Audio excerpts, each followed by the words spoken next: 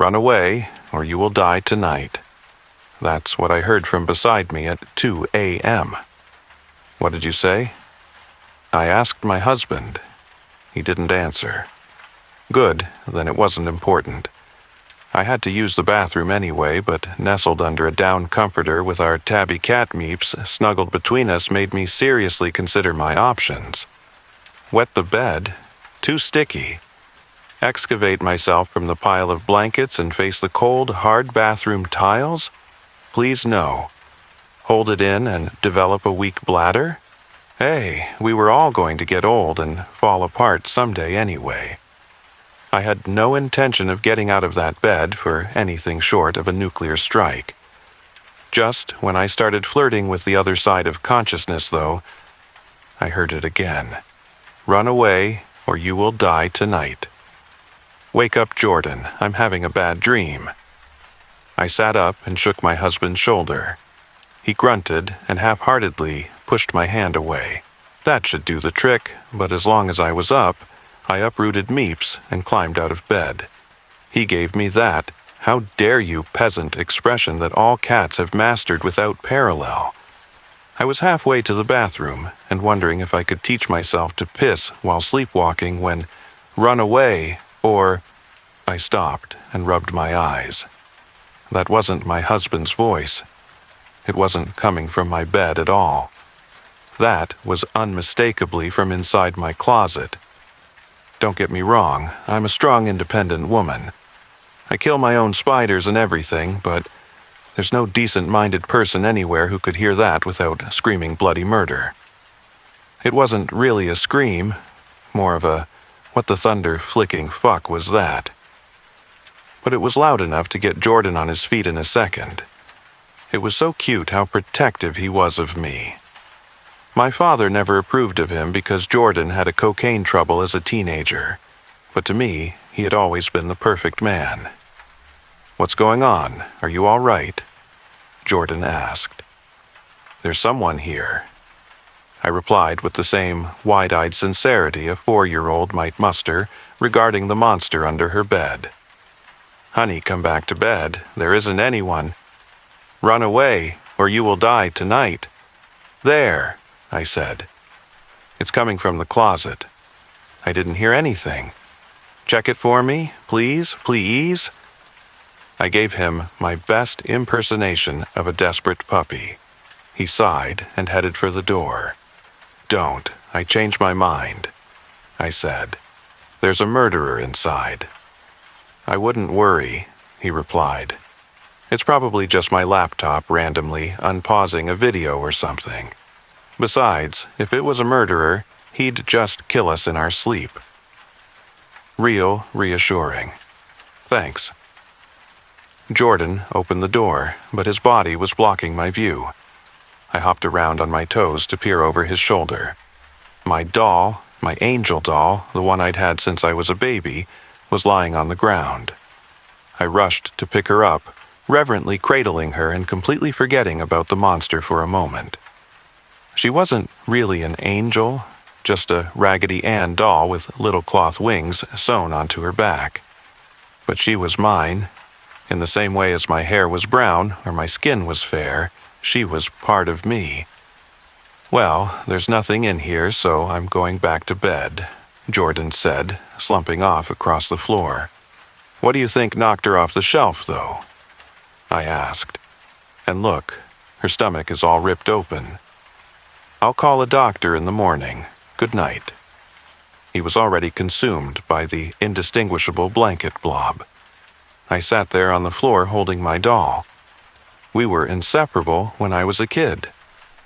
This doll had endured everything, including a part-time gig as a bulldog's chew toy and the lead investigator of a vacuum's inside. She had been ripped, stained, shredded, and impaled a dozen odd times, and Dad had always been able to fix her for me before. Of course, now that he was gone, I would have to learn to fix it myself, but that was okay. When I have a kid of my own, they'll probably need me to fix it for them too. I gently poked the leaking fluff back into the doll's chest cavity and shit snacks. Something stung my finger, prompting its quick passage to my mouth. Was something in there? I opened the doll a little further, careful not to lose any of the precious stuffing, and pulled out a tightly folded sheet of paper. I recognized the handwriting immediately. Dear Amelie. It was the same handwriting with the same loopy -D I had seen every year on my birthday card. Every year, except this one, anyway. I sat cross-legged on the floor, and Meeps wiggled her way into my lap while I read my father's secret letter. Dear Amelie, the telling of an adventure becomes an adventure in itself. Fantasies will unburden your spirit from the constraints of reality, and horror is as thrilling for the author as it is for the reader. But my story is not so easily told. Every time I try to bleed my memories free, I am frozen with helpless shame and guilt. The events of my youth have haunted me throughout my life, and I fear I will not go quietly into death until I've found peace in their recounting. I hope you will forgive me for inscribing my story in verse. It is the only way I know how to distance myself from the pain and turn the tragedy of my life into something beautiful. I hope before the end of your days you too will find a way to burn your darkness with such brilliant fire as to illuminate the way for others. Forever yours, Dad. It should be said right at the start, all happy families are the same. For joys are shared in equal parts, though misery is unique in blame. It comes in many varied forms, but you will know it when it's seen. When the perfect mask is torn and sundered at the seams. So it was when I was young, a son first and child after. Playing with father was endless fun, and every shared moment laughter. I learned how to view the world from astride my father's knee. And when the night left me curled, his stories would bring sleep. But life is heavier for some than others, and it pressed hard upon this man. A war waged between him and my mother. He stopped trying and simply ran. I was left to wondering where my father went at night. Then, home late with blundering, too much drink had made him fight. One night, the drink brought a rage that I had never seen before. The beatings could not be assuaged, so out I fled through kitchen door. I wandered the streets very late, hiding from that awful noise, not knowing it was my fate to find salvation in a toy. Tossed upon garbage and refuse, the broken doll of an angel lay. It was worn deep from overuse, but I still took her home to play. When the violence was lit by booze, I held it to keep my fears at bay. Then finally, when came a truce, I would thank her when I prayed. The quiet never lasted, nor the peace, and I kept the doll close beside. Once I was too bruised to sleep and waited instead to finally die. Instead, the doll began to speak, telling me that I was safe, that even when the world was bleak, I must trust the doll with faith. The doll offered more than reality and proved my great escape. It would sing tales of fantasy, of villains, heroes and their capes, beasts and monsters with their fangs, of highwaymen and roaming gangs, who were locked up tight with a clang, prevailing justice when she sang. Since then, we never parted ways. Where I went, the doll followed after. She sat beside me when I played, or sheltered me in the attic rafters. The doll peeked from my bag at school. The other children laughed, I know, but I didn't mind the jeering fools who didn't know how to take a blow. I wish my mother had a doll to take away her pain, to free her back against the wall and cease the falling of the cane. I offered the angel doll to her, but she insisted that I keep, saying it was too late to deter the wounds which cut too deep. One night her screaming wouldn't end, and I offered up a solemn plea. That even this hurt would mend, I begged the angel answer me. No comfort, now like in the past, the doll offered this foresight. Run away, she said at last, or you will die tonight. I stopped reading. I was so tired, I had completely forgotten about what made me get out of bed in the first place. I stared at the coarse face with its black sewn-on buttons and flame of red hair. It was just a doll, the same doll it had always been. "Jordan?" My voice was timid. I shouldn't wake him up again. It was stupid to think. "Yeah? Do you trust me?" "Of course, honey. What are you still doing up?" "I want to get out of the house now." The pile of blankets slouched aside and he sat up to stare at me. He looked at the letter in my hands, then nodded. He put on his robe and handed me mine, and we walked out the front door in silence. "Where are we going?" "Away," I said. "Can you drive?" It was like he could sense when something was important to me. He smiled and nodded. We didn't need words. I hopped into the passenger seat and flipped on the reading light to finish the letter while he drove. "Run away," she said at last, "or you will die tonight." I grew angry and yelled louder, but no other sound came out her.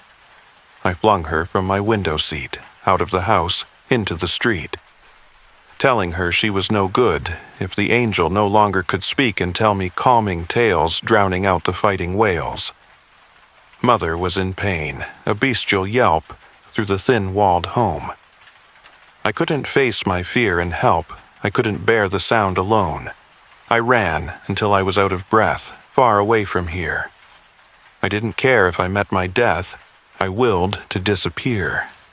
Snow and bitter winds cut in, probing through my jacket thin. I leaned against a tree to rest, yet dared not chance to sleep unless I would waken to find myself alone in the world with no one else, or waken not, stiff, frozen skin a tribute to what might have been. I wish I hadn't thrown the doll away when I needed her the most. It wasn't her fault she had to say that death was flying close. The morning found my mother dead, as the doll that I once found, forsaken and thrown on garbage bed, a trash heap burial mound. For many years, a lost Raggedy-Ann, my doll must have searched the earth, until she found not a boy, but a man, and his lady who was giving birth. I had run so far from life that I had found a life anew.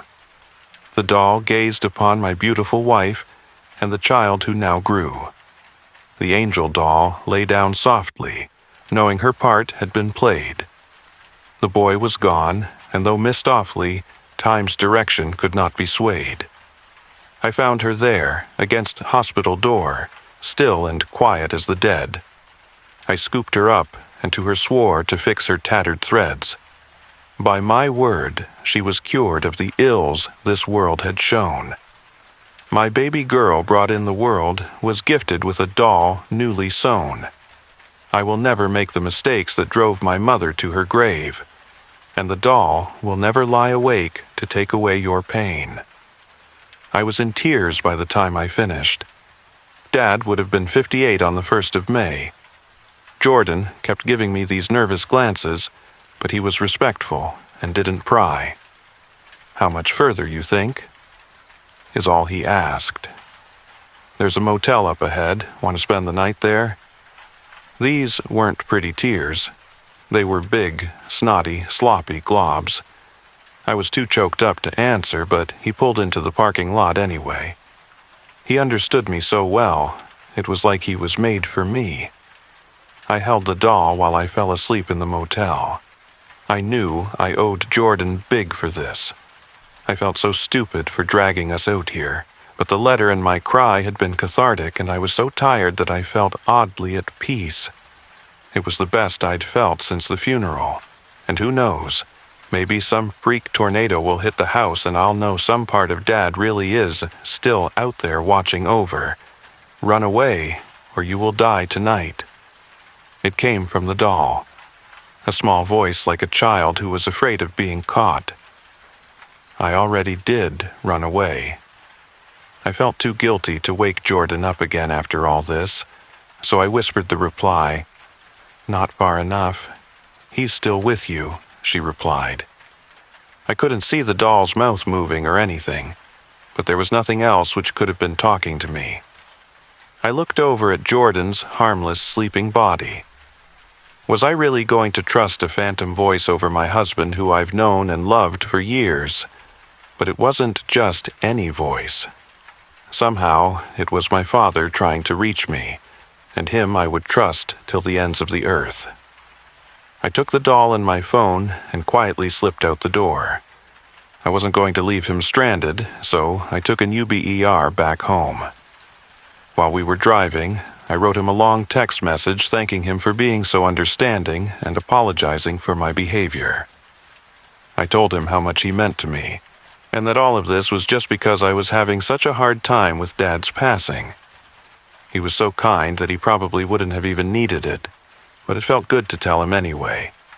I hope he got a chance to read it before he died. The next I woke, it was to the hammering of police on my front door. They informed me that my husband was found dead in his motel room with 3 bullet holes in his chest. Future investigations revealed the coke habit wasn't as ancient history as I thought. He owed a lot of money to the wrong people, and they followed our car to the motel. If it wasn't for the doll, I'd be dead too. I still think Dad was wrong about Jordan, though. I don't regret a minute of our time together. And Dad was wrong about another thing too.